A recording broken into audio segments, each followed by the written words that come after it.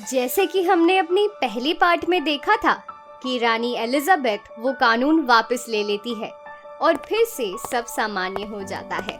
पर भीम खुश तो है, पर उसे इसके लिए एक बड़ी कीमत चुकानी पड़ी। उसे अपने सबसे प्यारे दोस्त को खोना पड़ा। पर राजू का ये बलिदान बेकार नहीं गया है। आज ये आदिवासी लोग राजू की ही वजह से अपने अपने खेतों पर लौट पाए हैं। पर उसकी ये खुशी ज्यादा दिनों तक नहीं टिकी, क्योंकि रानी ने भीम के साथ धोखा किया था। उसने दिखावे के लिए वो कानून वापस लिया था, पर जैसे ही हालात सामान्य हुए, रानी ने वो कानून फिर से लागू कर दिया। तभी एक छोटा सा आदिवासी बच्चा भागते हुए भीम के पास आता है। भीम भाऊ, वो अंग्रेज लोग हमारे खेतों में घुस गए हैं और किसानों को जबरन खेतों से निकाल रहे हैं। पर वो ऐसा कैसे कर सकते हैं? ये कानून तो वापस हो गया था और रानी ने मुझसे वादा किया था कि आगे से वो हम किसानों को परेशान नहीं करेंगे। पता नहीं भाऊ, पर जो उनकी बात नहीं मान रहा है वो उन्हें पकड़कर अपने साथ ले जा रहे हैं और जेल में डाल रहे हैं। ये अंग्रेज साले कभी नहीं सुधर सकते। पिछली बार तो ये बच गया, पर इस बार नहीं।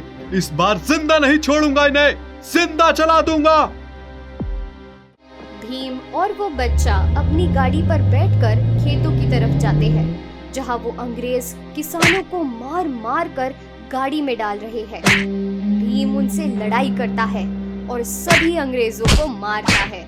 तुझे क्या मिलेगा इन फकीरों का साथ देकर? तू हमारा साथ दे, देख हम तुझे कहां से कहां पहुंचा देंगे। बाकी की जिंदगी ऐश में कटेगी तेरी। बोल।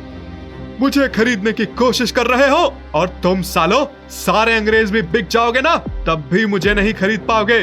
औकात नहीं है तुम लोगों की कि तुम मेरे साथ आ सको।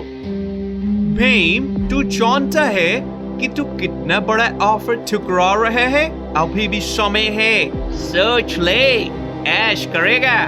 भीम उसे जोर से एक लात मारता है और वो दूर जाकर खाई में गिरता है और बाकी के अंग्रेज उसकी हालत देखकर वहां से भाग जाते हैं। इन अंग्रेजों का कुछ न कुछ तो करना होगा, वरना ऐसे ये लोग मानने वाले नहीं हैं। रात को सभी लोग बैठकर इस विषय पर बात करते हैं। भीम सभी गांव वालों को अपनी रक्षा करने के लिए बोलता है। हमें अपनी रक्षा के लिए बंदूक और पिस्तौल का इंतजाम करना होगा। पर बेटा, हम ये सब कहां से लाएंगे? हमारे पास तो इतने पैसे ही नहीं हैं। पैसे से नहीं काका, हम उन अंग्रेजों के घर में घुसकर उनकी ही बंदूक और पिस्तौल लेकर आएंगे और उस रानी को दिखा देंगे कि हम हिंदुस्तानी किसी से कम नहीं हैं। अगर एक बार खुद पर आ जाए तो आसमान भी धरती पर ला सकते हैं। अगले दिन गांव वाले चोरी की तैयारी में लग जाते हैं। सभी किसान अपने अपने भेष बदल लेते हैं और खुद की रक्षा के लिए अपने पास एक एक चाकू भी रख लेते हैं। रात होने को आई है। भीम सभी गांव वालों को बुला लाता है। तैयारी हो गई है? हाँ भीम भाऊ, ये सब लोग तैयार हैं और मैंने इनको समझा दिया है क्या करना है। याद रखना दोस्तों, हमें किसी भी हालत में वहाँ से उनके गोला बारूद लाने हैं। अगर हम इसमें कामयाब हो गए तो हमें कोई नहीं रोक सकता। उसके बाद हम अपने सभी देशवासियों को उन अंग्रेजों की कैद से मुक्त करवा पाएंगे और फिर उखाड़ के फेंक देंगे उन्हें इस देश से। हाँ भीम बेटा, हम भी बहुत बेताब है इस देश के लिए अपनी जान देने को, चाहे कुछ भी हो जाए, जिए या मरे। पर उन अंग्रेजों को खदेड़ फेंकेंगे यहाँ से। हाँ माई, सही कहा तुमने। इसके बाद वो सभी अंग्रेजों की कैंप्स की तरफ बढ़ते हैं। रात बहुत है, ज्यादा कुछ नजर नहीं आ रहा।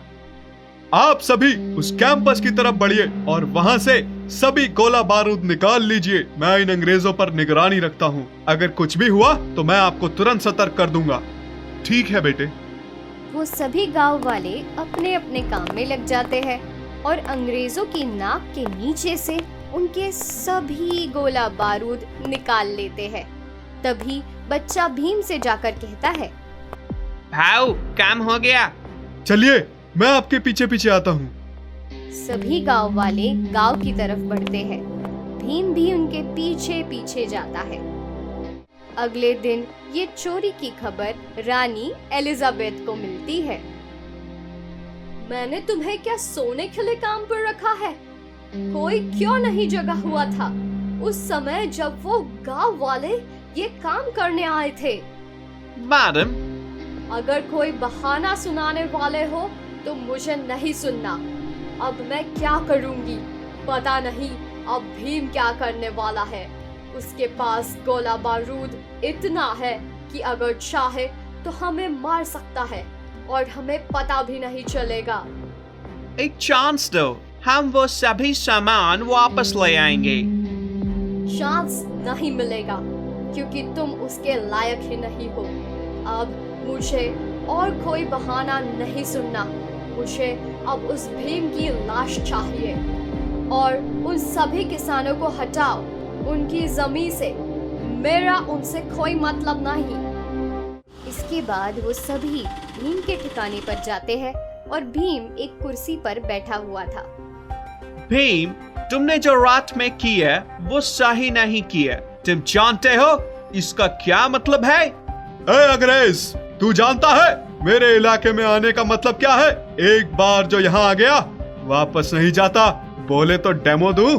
सोचते क्या हो पब्लिक? शुरू हो जाओ। अब सभी गांव वाले उन अंग्रेजों को धो देते हैं और उनकी हड्डी पसली एक कर देते हैं। अपनी मैडम को जाकर दिखा देना कि मुझसे पंगा लेने का क्या नतीजा होता है, इसलिए आगे से मेरे सामने ना आए। इसकी बहुत बड़ी कीमत तुमको चुकानी होगी। कीमत से तो मैं नहीं डरता। जाओ, जिसे जो कहना है कह दो और ये भी कह देना कि आज रात जितना बच सकते हैं बच जाएं और जी लें आज की जिंदगी, क्योंकि कल क्या हो किसे पता। सभी अंग्रेज मैडम के पास जाते हैं और उसे पूरी बात बताते हैं। उसकी इतनी हिम्मत जो मुझे सीधे से ये कह रहा है। उसकी औकात क्या है जो वो मुझे ये कह रहा है। ये बस तुम सब गधों के वजह से मुझे सुनना पड़ रहा है। पर और नहीं, मैं नहीं छोड़ूंगी उसे। रात को सभी गांव वाले मैडम के घर में घुस जाते हैं और भीम उसे अगवा कर लेता है। भीम, सही नहीं कर रहे हो। तुमने जो किया वो सही नहीं किया। मेरे भाई को मारा, इन गरीब लोगों को मारा।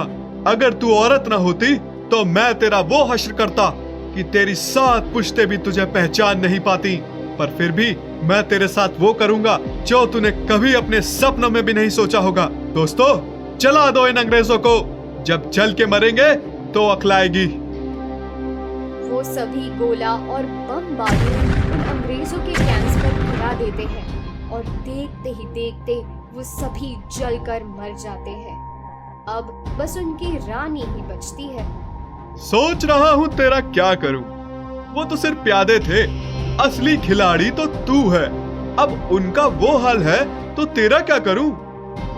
प्लीज भीम, छोड़ दो मुझे। मैं तुम्हारे सभी किसानों की जमीन फिर से उनके नाम कर दूंगी। वो तो हम देख लेंगे, उसके लिए हमें तेरी कोई जरूरत नहीं। प्लीज मुझे छोड़ दो भीम, प्लीज। मेरे गांव की प्यारी प्यारी औरतों, दिखा दो इसे अपनी शक्ति। अब वो सभी औरतें उसे खूब मारती है और उसे अपना नौकर बना लेती है। अब एक रानी की औकात सिर्फ एक नौकरानी की थी और कुछ नहीं। लाइक, शेयर एंड सब्सक्राइब काबू टीवी।